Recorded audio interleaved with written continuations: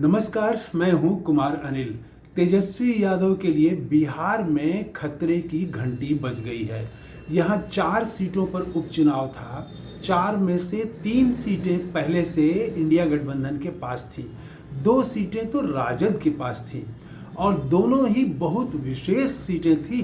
वो राजद की एकदम गढ़ सीटें थी। वहां पर राजद को बुरी तरह से हार का सामना करना पड़ा है। एक सीट कम्युनिस्ट पार्टी मार्क्सवादी लेनिनवादी की थी, तरारी सीट, वो भी सीट माले वो हार गया है।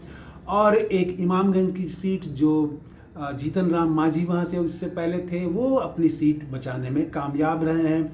उनकी बहू वहाँ से दीपा मांझी वो चुनाव जीत गई हैं। इस चुनाव का मैं सबसे बड़ा जो संदेश समझता हूँ वो ये है कि तेजस्वी यादव के लिए खतरे की घंटी है, चिंता का विषय है, उनको मंथन करना पड़ेगा।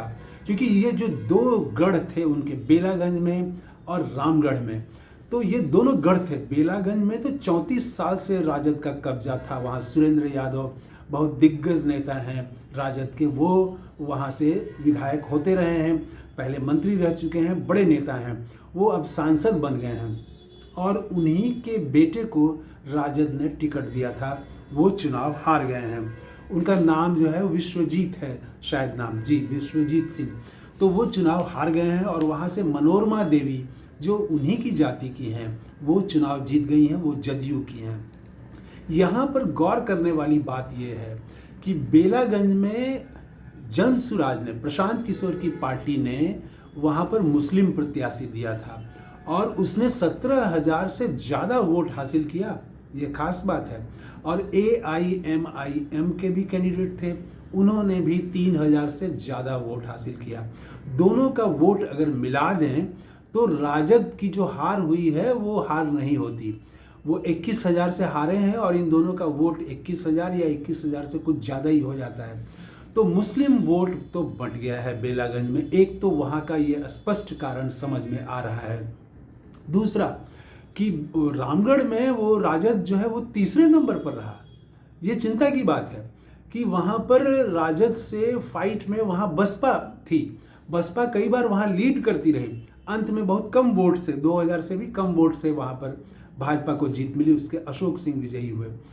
तो वहाँ जिस तरह से चुनाव हुआ उसमें बसपा आई, तो इसका मतलब है कि दलितों का वोट भी वो उसको उस पर से भी पकड़ ढीली हुई है। तो यहाँ बेलागंज में यादव और मुस्लिम इसको इंटैक्ट नहीं रख पाए तेजस्वी यादव, और रामगढ़ में दलित वोट छिटका है, दलित वोट उनसे अलग हुआ है। तभी BSP वहाँ पर सेकंड रही, BSP, और राजद को तीसरे नंबर पर जाना पड़ा। तो और यहाँ तरारी में जो वहाँ से भी माले के पहले विधायक थे सुदामा प्रसाद, जो सांसद बन गए हैं, वहाँ पर राजू यादव को खड़ा किया था माले ने, लेकिन वो चुनाव हार गए हैं। यहाँ पर भी अंतर, ठीक ठाक अंतर है। 10,000 वोट से यहाँ भाजपा के प्रत्याशी जो हैं विशाल प्रशांत, वो चुनाव जीते हैं। तो ये जो चारों सीट का अगर विश्लेषण करें तो ये अब अगले साल चुनाव होना है। अब 1 साल से भी कम समय रह गया है। अगले साल सितंबर से ही चुनाव शुरू हो जाएगी, उसकी प्रक्रिया शुरू हो जाएगी। अक्टूबर नवंबर में ही चुनाव है। तो 1 साल से कम का समय है और उस समय इस तरह से हार होना, तो ये तो क्लियर है कि तेजस्वी यादव के साथ दलित उस तरह से मजबूती से नहीं दिखे चुनाव में, उपचुनाव में, और मुस्लिम बट गए। अगर आप गौर करें कि ये जो मुस्लिम हैं ये क्यों बटे और क्या सवाल उठाया जा रहा है, तो जनसुराज की तरफ से जो सवाल उठाए जा रहे हैं वो ये सवाल उठाया जा रहा है कि तेजस्वी यादव और लालू यादव की जो पार्टी है ये प्राइवेट लिमिटेड की तरह काम करती है, सिर्फ इनके लिए परिवार है और मुसलमानों को हिस्सेदारी नहीं दे रहे हैं। हिस्सेदारी का सवाल वो उठा रहे हैं और वो कह रहे हैं कि हम आबादी के प्रतिशत के हिसाब से टिकट देंगे। एक तो वो MIM के तरफ से बार बार कहा जाता है कि मुसलमानों को ये पार्टियां दरी बिछाने के काम में लगाती हैं, उससे ज़्यादा ये उनको इज्जत नहीं देती हैं। तो क्या मुसलमान सिर्फ दरी ही बिछाते रहेंगे सभाओं में, बैठकों में? तो दोनों इनका भी, MIM का भी जो सवाल है वो भी यही है कि हिस्सेदारी राजद नहीं दे रहा है। यहाँ सिर्फ यादवों को सबसे ज़्यादा तवज्जो दी जाती है। तो ये अब सोचना पड़ेगा कि किस तरह से तेजस्वी यादव 2025 की तैयारी करते हैं। वैसे अखिलेश यादव ने एक मॉडल तो लोकसभा चुनाव में दे दिया है। पीडीए का जो उनका मॉडल है वो काफ़ी सक्सेस रहा है। हालांकि उपचुनाव में उतनी सफलता नहीं मिली, लेकिन फिर भी वो उनका वो पीडीए जो है वो उसको सफल कहा जा सकता है। तो एक तो मॉडल है सामने तेजस्वी यादव का, लेकिन उनके सामने चुनौती ये है कि मुसलमानों में ये जो संदेश जनसुराज के नेता देने में एक हद तक कामयाब रहे हैं कि तेजस्वी यादव मुसलमानों को हिस्सेदारी नहीं दे रहे हैं, एमआईएम का कहना है कि दरी बिछवाते हैं। तो ये जो मैसेज मुसलमानों में है और उनके जो इश्यूज हैं, उनके जो मुद्दे हैं, उस पर राजद उतना सक्रिय नहीं रहता है।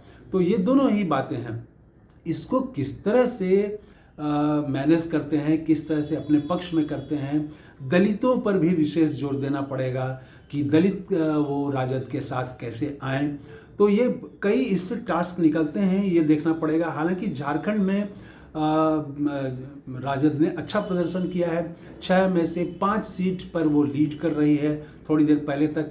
हालांकि कोडरमा में काफ़ी ऊपर नीचे हो रहा है, तो 6 में से अगर 4 सीट भी राजद वहाँ से निकालने में सफल हो जाता है तो उसके लिए ये अच्छी सफलता कही जाएगी। लेकिन झारखंड तो राजद का मूल आधार नहीं है, उसकी पहचान जो है राजद की वो तो बिहार में है। इसलिए बिहार पर राजद को सोचना पड़ेगा, तेजस्वी यादव को सोचना पड़ेगा। ये तो इससे संदेश मिल गया है। और प्रशांत किशोर ठीक है, वो बहुत बड़ी बड़ी बातें कर रहे थे कि हम चारों जीत जाएंगे, चारों वो नहीं जीते। और लेकिन 2 जगह उनका प्रदर्शन ठीक ठाक रहा है। बेलागंज में 17,000 से ज़्यादा वोट मिला है और इमामगंज में भी उनके प्रत्याशी ने अच्छा वोट पाया है। और कहीं ना कहीं इमामगंज और बेलागंज इन 2 सीटों में वो जनसुराज की भूमिका राजद को हराने में रही है। हालांकि वो तरारी में वो जनसुराज को कोई खास वोट नहीं मिला है, 3-4 हज़ार के आसपास वोट मिला है, तो वहाँ वो विशेष नहीं कर पाया जनसुराज। तरारी में भी कुछ खास नहीं कर पाया जनसुराज, लेकिन 4 में से 2 सीटों में उसने ठीक ठाक वोट लिए हैं। तो जनसुराज से भी कैसे वो निपटेंगे, ये भी एक सवाल अभी भी बना हुआ है। तो इस वीडियो में इतना ही। आपको क्या लगता है कि ये जो 4 सीटों पर इंडिया गठबंधन की हार हुई है, तेजस्वी यादव को अपने 2 गढ़ों में हार का सामना करना पड़ा है, तो क्यों हार का सामना करना पड़ा? प्रतिक्रिया कमेंट जरूर दीजिएगा। थैंक यू, धन्यवाद, जय हिंद।